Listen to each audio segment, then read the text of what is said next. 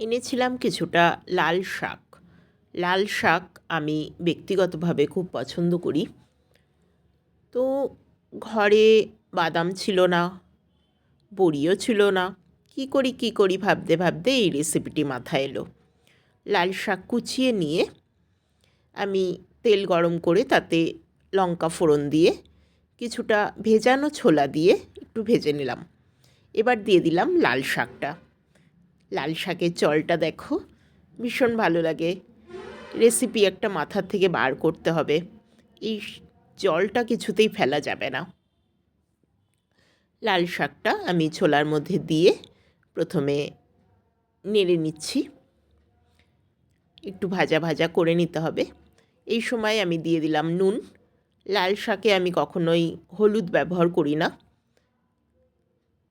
তোমরা চাইলে ব্যবহার করতেই পারো। দেখো শাকটা ঢাকা দিয়ে রান্না করতে করতে অনেকটাই মজে এসছে। ছোলা তো এখানে আছেই, দিয়ে দিলাম কয়েক দানা চিনি। চিনিটা খুব সামান্যই, তবে লাল শাকে দিলে একটু খেতে ভালো লাগে। আমি এইভাবে লাল শাকটা প্রেজেন্ট করেছি।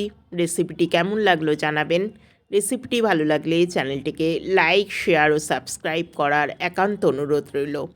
আপনাদের একটি সাবস্ক্রিপশান আমার চ্যানেলটিকে এগিয়ে নিয়ে যেতে সাহায্য করবে। ধন্যবাদ।